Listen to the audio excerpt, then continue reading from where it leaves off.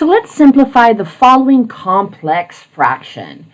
So I think one of the easiest things for me when I'm working with complex fractions is to realize, well, fraction is just division, right? So this divided by this, right? This divided by this, and so on. So what I'm going to do is I'm going to take this top fraction, and I'm just going to rewrite it. Right, so we have 49y squared minus 36x squared over xy that's being divided by the 7 over x minus 6 over y. And I'm going to look at the problem like this, side by side, this divided by that. Now, before I do anything further here, especially for this right-hand side fraction, we do need to get common denominators, unfortunately, here. So, real quickly here, I have 7 over x minus 6 over y. Let's get common denominators for this and get this into one fraction. So I have an x and I have a y. Common denominators for that would be an xy. Literally just multiply them together. All right, so that means I want to multiply these by xy to convert them here. So that means you're going to take the 7 over x times xy minus the 6 over y times xy. All right, so that means this x cancels with this x to give us 7y minus this y cancels with that y to give us 6x. And it's all going to be over their common denominator of xy. So I'm just going to rewrite our problem, but with this new converted fraction.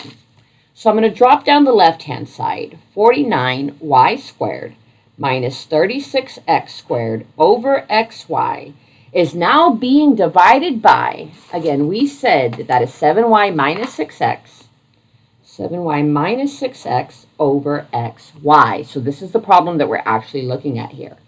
Keep in mind, in order to divide fractions, you want to keep the first one. You want to change the symbol to multiplication and flip the second fraction. So this is what we're really working with here. So we're going to multiply these two together. But really what we're going to do when we multiply is we want to simplify and we want to break this down.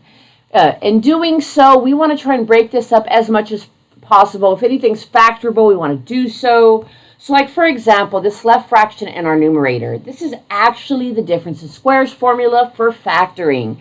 I have many videos over difference of squares, so if you want to pause and look that up to refresh over that. Otherwise, for the difference of squares formula, you do need to assign an a and a b. Again, keep in mind, a is just what times what gives you that first term. Again, we have 49y squared, so 7 times 7 is 49. Y times y is y squared. So a is going to be our 7y. B is going to be a 6x. Since 6 times 6 is 36, x times x is x squared.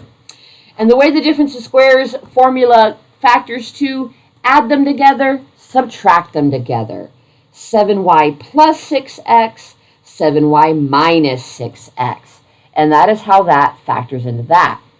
That denominator is an xy, just leave that as an xy.